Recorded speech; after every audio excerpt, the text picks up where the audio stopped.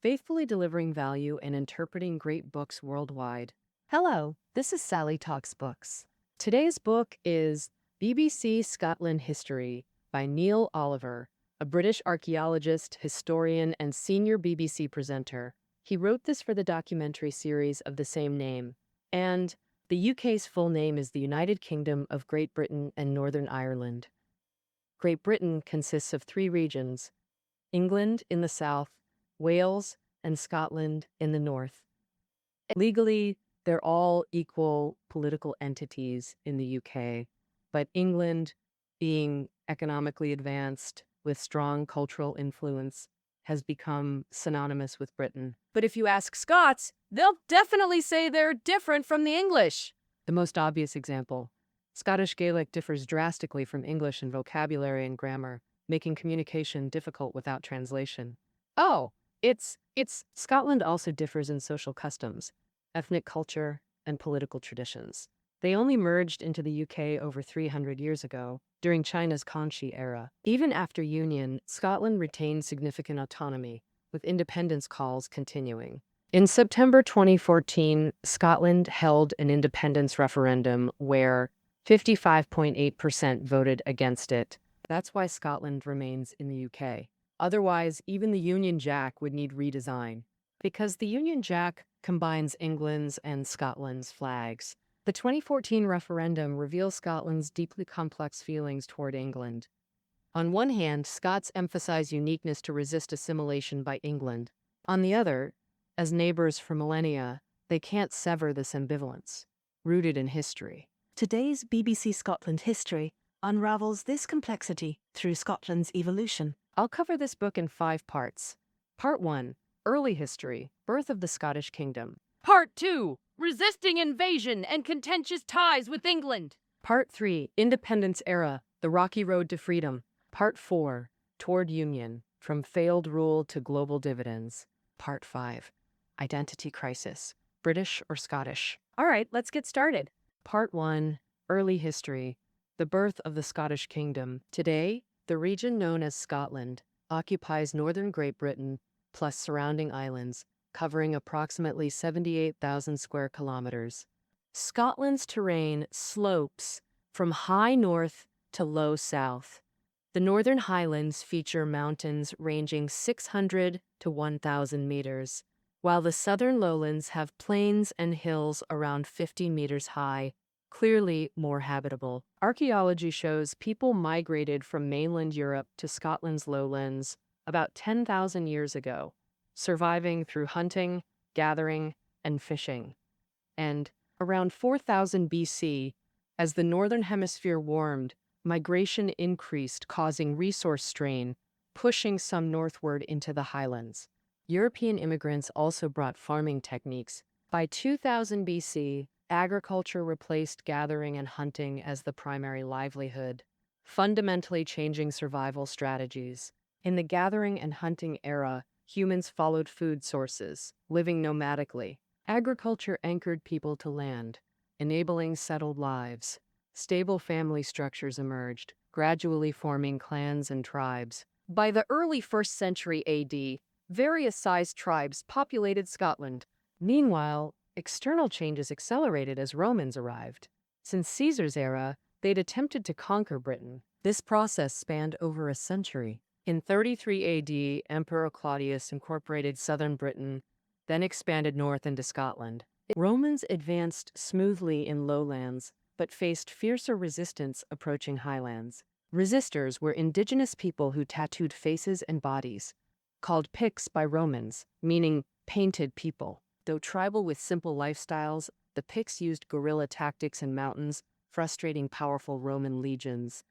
In 117 AD, Hadrian became emperor and recognized this war's cost-effectiveness was too low. Even if they conquered Scotland, what could the Romans possibly gain from those endless mountains? So, Emperor Hadrian ordered the attacks to cease.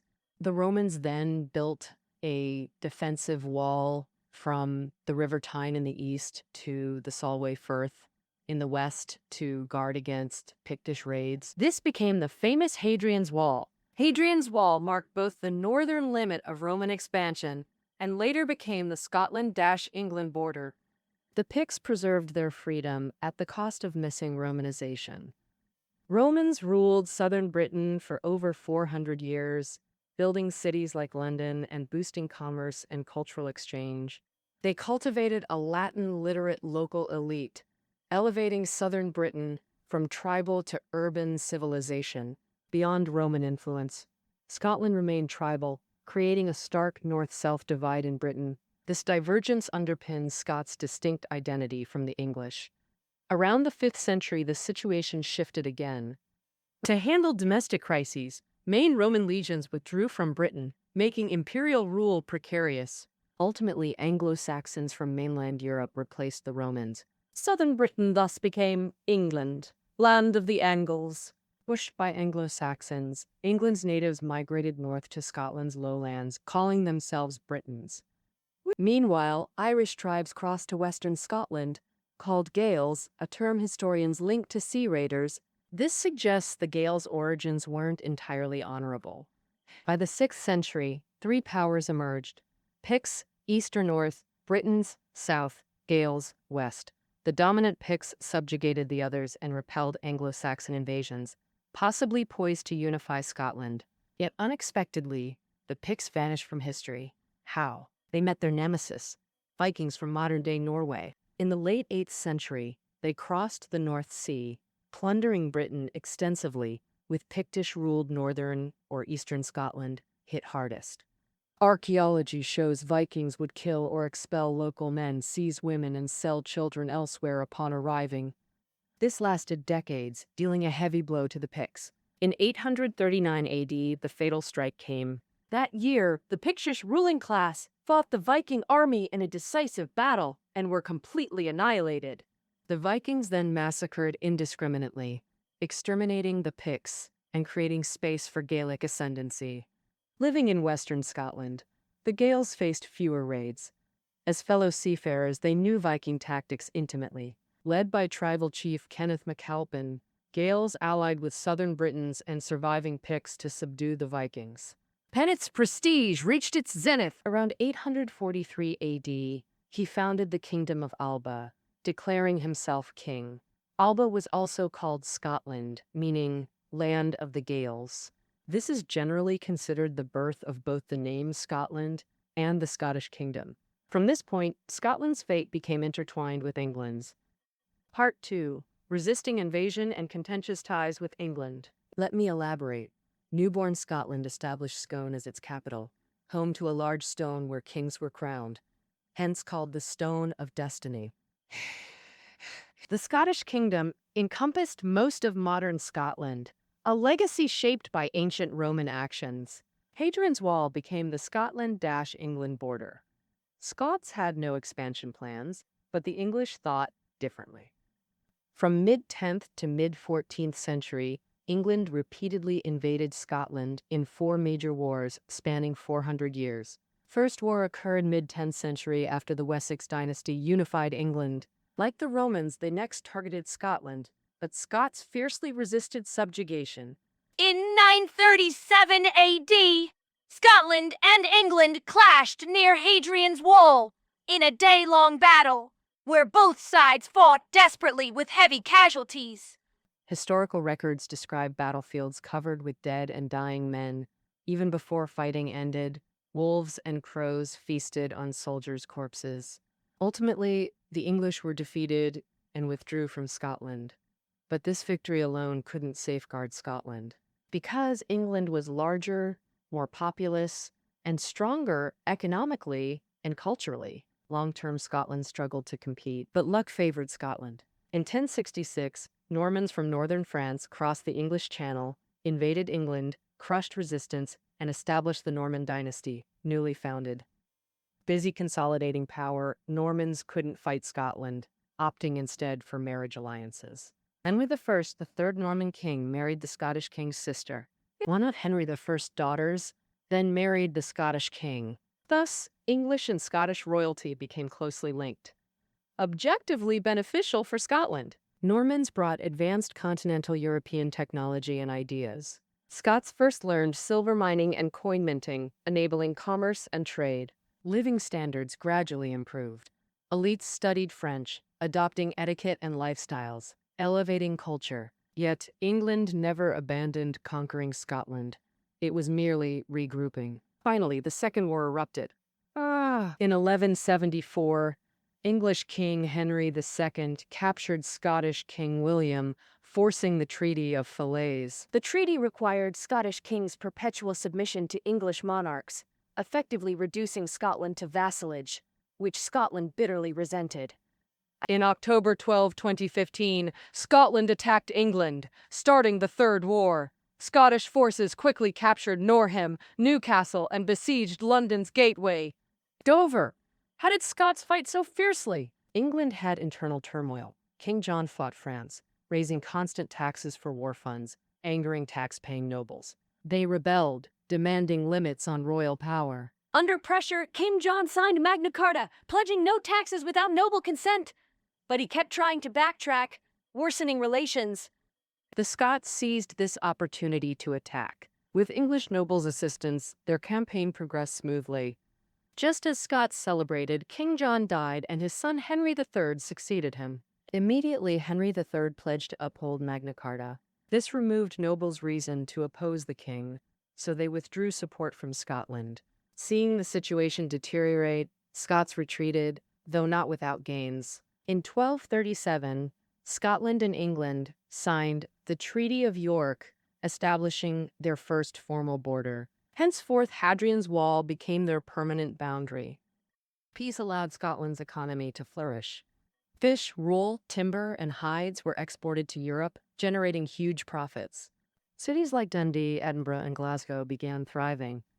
Yet peace proved temporary, as a fourth war with England loomed. This centered on Edward I, a shrewd, ambitious ruler. Crowned in 1274, he spent nearly a decade conquering Wales before turning to Scotland. Scots urgently allied with France, England's longtime enemy, for protection. This infuriated Edward I. In spring 1296, he invaded Scotland with 30,000 troops, quickly capturing Berwick. Edward ordered a massacre, killing over 7,500 civilians, including children. This terror tactic achieved its effect. Edinburgh, Roxburgh, and others surrendered. By early July, King Balliol surrendered. Edward imprisoned him in the Tower of London, arresting many nobles. He forced Scottish lords to swear fealty, seized the Scottish crown and Stone of Destiny, aiming to destroy Scotland's independence. Did Scots submit? No. Amid crisis, people took up arms against the invaders, led by William Wallace. Little is known of Wallace's birth or early life. He's believed to have been a minor knight from southern Scotland. In May 1237, Wallace's wife was killed by the local English sheriff. For revenge, he beheaded the sheriff and with his comrades killed all the Englishmen present. This act of defiance sounded the horn for the Scottish uprising. Discontented people rallied around Wallace like a banner. In a short time, he formed an army of peasants, citizens, and merchants. Some nobles joined the rebel forces, sweeping through southern Scotland and advancing towards Stirling, the then capital, while English troops moved to suppress them. Both sides deployed near the river at Stirling. The English had thousands of heavy infantry, hundreds of heavy cavalry, all battle experienced. To the English, Wallace's army looked like a rabble. Overconfident, they crossed the river without scouting the terrain and were stunned after landing. The muddy, soft banks made it impossible for horses to charge. Infantry also struggled under heavy gear. Wallace attacked immediately. Trapped in the mud, the English became easy targets for Scottish spears. In the Battle of Stirling, the English lost thousands of infantry and hundreds of cavalry. This was the most crushing defeat in all wars against Scotland. This victory made William Wallace famous. He was elected Guardian of Scotland to lead the army against Edward I. Edward I finally realized he faced a real rival and didn't take it lightly. In July 1298, Edward I led 15,000 English troops on a royal campaign. He brought elite cavalry and the formidable English longbow. With long range and lethal power, it had proven devastating against the French. In late July, Wallace led the Scottish army against the English at Falkirk. This time, luck didn't favor the Scots. With superior numbers and gear, the English won. Wallace fled to the mountains for guerrilla warfare, holding out until 1305, when he was betrayed, captured, and beheaded in London. His body was quartered and discarded. Edward I thought Wallace, without even a grave, would be forgotten, but he miscalculated. Wallace's deeds spread by word of mouth. He became a Scottish national hero, inspiring continued resistance. Soon, new rebels emerged and ultimately achieved Scottish independence. Part 3. Independent Years. The Rocky Path to Autonomy. I'll now tell this story. In March 1306, Robert Bruce was crowned as the new King of Scotland. Robert came from a noble family and had followed Wallace in resisting the English. After defeat, he opportunistically switched sides to England. To appease the Scots, Edward I offered lenient policies to defectors and arranged a marriage between Robert and an English noble. But Robert aspired for more. He coveted the Scottish throne, especially since Edward I was old and suffering from illness. Robert seized the chance to secretly build his power, gain support from other nobles, and ascend the throne, enraging Edward I, who invaded Scotland again. Robert was defeated, and his tale of escape ended there. However, Robert retreated to the mountains and continued resistance. Edward I personally led an expedition to execute the traitor, but died en route. His son Edward II succeeded, which was great news for Robert.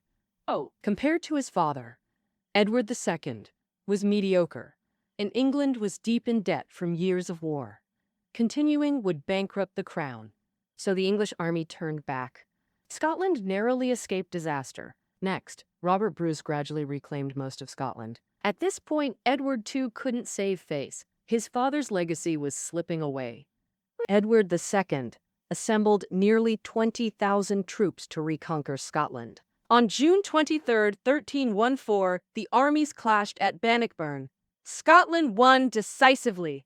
After this battle, England couldn't advance north, and Scotland achieved de facto independence. Robert wasn't satisfied. He insisted on England's formal recognition of Scotland's status. After over a decade of effort, in March 1328, the English king declared that Scotland should be permanently separated from England, with its integrity and freedom intact, finally granting Scotland full independence. Shortly after independence, Robert, having achieved his lifelong wish, passed away, becoming a Scottish national hero like William Wallace. Robert's son David succeeded to the throne. He also received a flask of olive oil sent by the Pope of Rome. In medieval Europe, kings received anointing during coronation. Olive oil blessed by the Pope applied to forehead or arm, symbolizing divine right to rule. This was the first time a Scottish king received this honor, signifying equal sacred status with English and French monarchs. You might ask, did England truly back off? Actually, successive English kings still sought to control Scotland. The issue was, from mid-14th to mid-15th century, England was locked in the 100 Years' War with France. Afterward, England plunged into civil war, leaving no resources for Scotland, which benefited Scotland. In 1371, Robert the Bruce's grandson, Robert Stuart, ascended the throne, founding the Stuart dynasty. They leveraged favorable conditions, externally through royal marriages with England, France, Denmark, to maintain relations.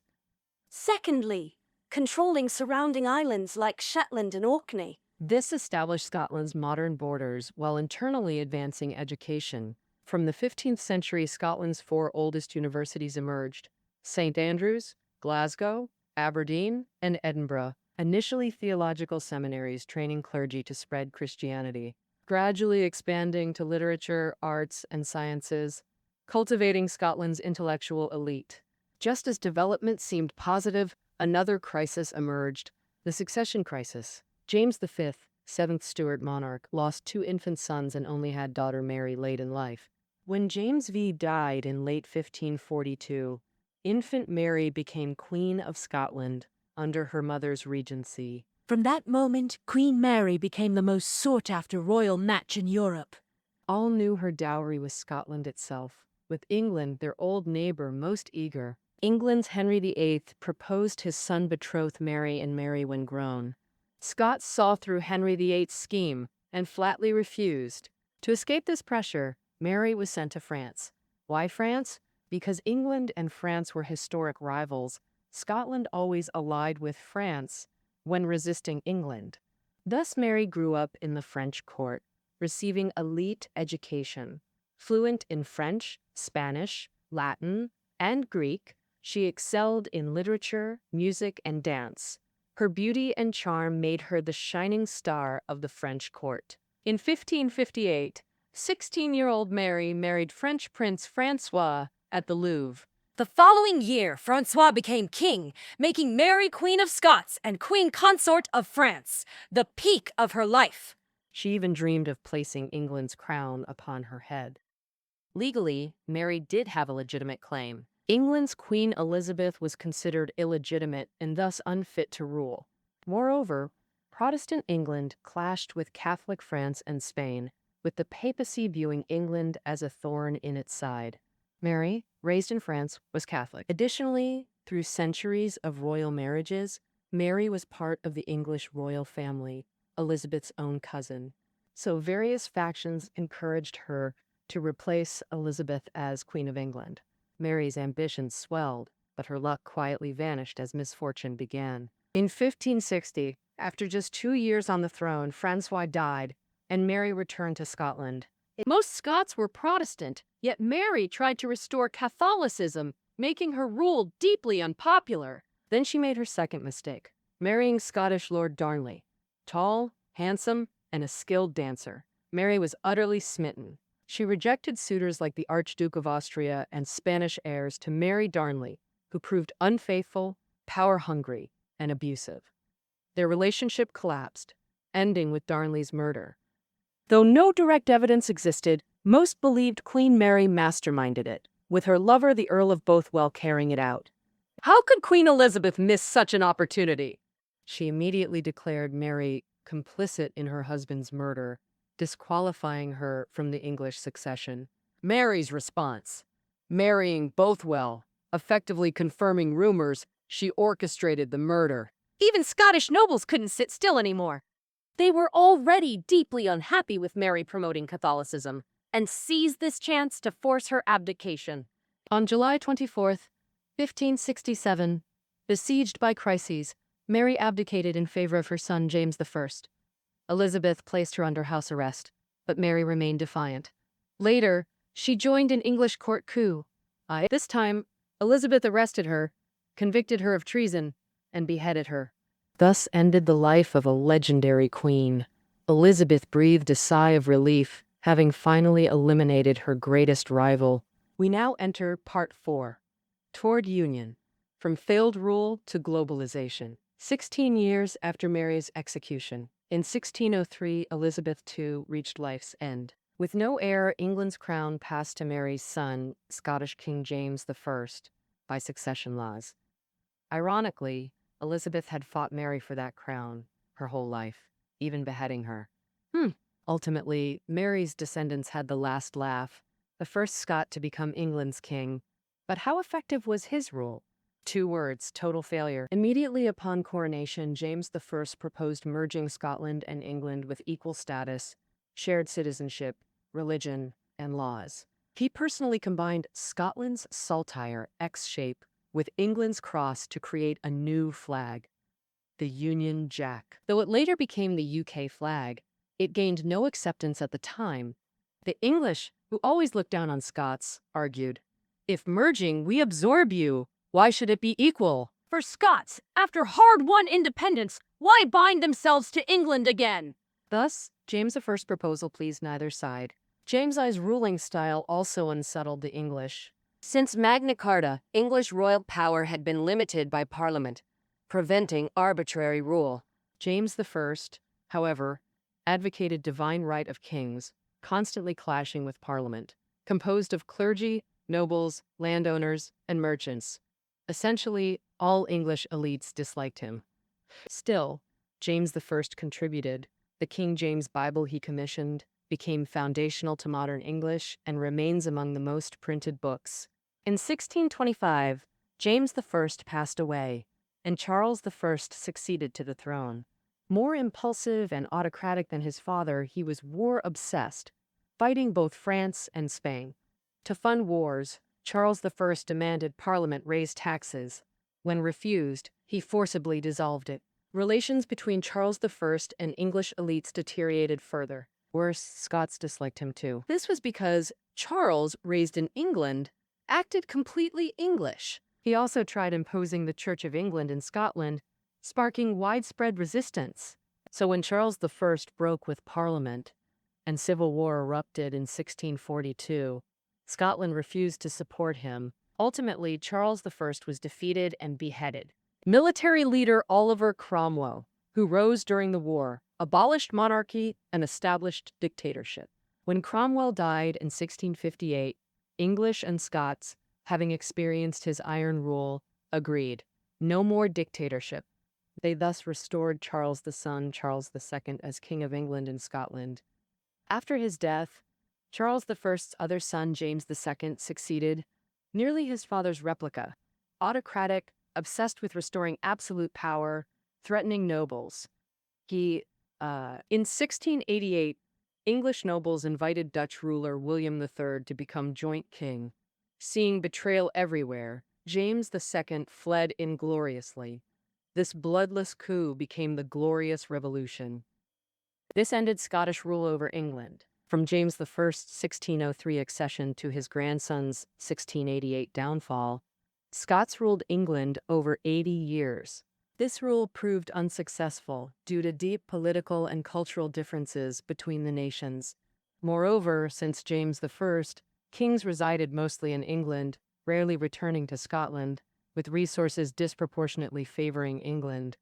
This stunted Scotland's development, breeding widespread discontent. In this context, some elites proposed merging Scotland and England into a united kingdom. Their arguments centered on bloodlines, economics, and politics, starting with bloodlines. New English king William had no heir. After his death, the crown passed to his sister. Princess Anne, James II's daughter, carried Scottish royal blood, maintaining strong ties between the nations, forming the basis for union. Economically, in the early 1800th century, Scotland remained backward with few cities. Years of famine reduced its population, while England was already a European power, with colonies like India and North America. The empire on which the sun never sets. London alone had over 500,000 people, nearly half of Scotland's total population. Thus, uniting with England to join its global system brought Scotland more benefits than drawbacks. Politically, after the Glorious Revolution, royal power was effectively restricted. Kings couldn't arbitrarily levy taxes or start wars, ensuring Scotland's safety. England also promised that post-Union, Scotland only needed to relinquish defense and foreign affairs powers, while judiciary and education remained independent, and Scottish cultural traditions wouldn't be assimilated by England, alleviating Scottish concerns to some extent. In 1707, Scotland and England signed the Acts of Union, merging, along with Wales and Northern Ireland, to form the full-fledged United Kingdom. Objectively, Scots made a wise choice, as from then on, Scotland enjoyed the British Empire's global dividends and developed rapidly. Economically, joining the Empire's global trade system, Scottish goods flowed to Europe, Asia, and America, most famously tartan patterns. Originally traditional attire of Highland clans, tartan was mass-produced during industrialization and became global fashion. Today, popular plaid shirts and tweed coats evolved from Scottish tartan. Meanwhile, goods worldwide flooded into Scotland, unprecedentedly enriching local material life. Mid-18th century, the Industrial Revolution first emerged in Britain and then flourished. Glasgow rapidly rose as Europe's steel and shipbuilding center. Scotland also contributed an outstanding figure. James Watt's improved steam engine powerfully propelled the Industrial Revolution. By the mid-19th century, Scotland had one of Europe's highest urbanization rates. Glasgow, Edinburgh, and others became renowned European cities. Scots also traveled to British colonies across Asia, America, and Africa. This was Scotland's first large-scale venture into the world. In intellectual and cultural fields, Scotland also achieved remarkable accomplishments. For millennia, Scotland had little presence here, but with economic growth and education expansion, Scots emerged and gradually formed the Scottish Enlightenment. The Enlightenment had two main tenets. First, liberation of thought. Scottish philosopher David Hume offered profound critiques of Christian doctrines. This freed people from medieval religious shackles and propelled modern scientific development. Hume's critique of traditional philosophy also inspired later thinkers like German philosopher Kant, who built upon Hume's ideas. The Scottish Enlightenment's second tenet was explaining economic development. Since the 18th century, Britain's explosive growth created more wealth in decades than millennia prior. A true miracle. What was the secret? Scottish scholars who witnessed this miracle began seeking answers. Among them, Adam Smith's theories proved most influential. In The Wealth of Nations, he proposed the invisible hand principle. Meaning, when people produce and consume for self-interest, markets flourish and societies grow richer. This requires no central planning. Government should protect individual rights and provide stable conditions for economic activity. The invisible hand theory established modern economics framework. Later economists, whether agreeing or opposing, must engage with it. To this day, Adam Smith is revered as economics' founding father. By the 19th century, Scottish literature also gained fame. Edinburgh became a key European literary center, producing writers like Arthur Conan Doyle, creator of Sherlock Holmes. Economic boom met cultural export. Scotland entered a golden age. Yet one question persisted. Are they British or Scottish? What defines Scottish-English relations? Part 5. Identity crisis between Britain and Scotland. I'll now explore this. First, Scots never identify as English. Beyond historical grievances, even language shows vast differences. Scots Gaelic originates from Celtic roots, while English stems from Germanic. Vocabulary, pronunciation, and grammar share few similarities. The book's author gives an example. If an Englishman walks into a Scottish pub during only Scots Gaelic, you'd be totally lost. But Scots do identify with the United Kingdom. Since joining, Scotland's progress has been undeniable, so they proudly call themselves British, a sentiment amplified by shared wartime experiences. An end of king. In both world wars, Britain allied with France and America against Germany. This common enemy ignited Scottish patriotism. They enlisted enthusiastically. Over 700,000 Scots served in WW1, with about 100,000 killed. Giving Scotland's population of just over 4 million, this enlistment rate was remarkably high. Scots remained highly visible in WHO forces too. The SAS, Special Air Service, Britain's elite Special Forces unit, was founded in Scotland and proved crucial in North Africa. Post-WN, the UK government heavily invested in Scotland while building a welfare state, universally raising living standards. All this strengthened Scottish-British identity until things shifted. In the early 1970s, massive oil reserves were found in the North Sea. Some Scots felt they now had resources for independence, reducing reliance on Britain. In 1979, Margaret Thatcher became Prime Minister. Her policies outraged Scotland. Thatcher saw Scotland as overly dependent on central funds. She slashed subsidies, cut welfare, and privatized or closed state industries, causing soaring unemployment and feelings of abandonment. From then on, independence calls surged. Many longed to split from England to avoid being mistreated.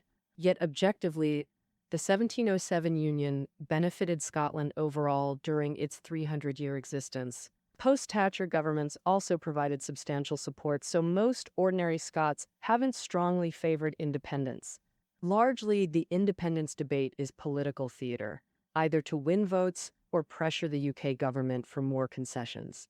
Tactics. The author notes that for a small place like Scotland, resource-poor, and on Europe's periphery, staying within the UK is wise since it's the only gateway to global markets. This remains Scotland's foreseeable future. All right, That concludes BBC's History of Scotland. Reading notes are below the audio. We'll see you next time.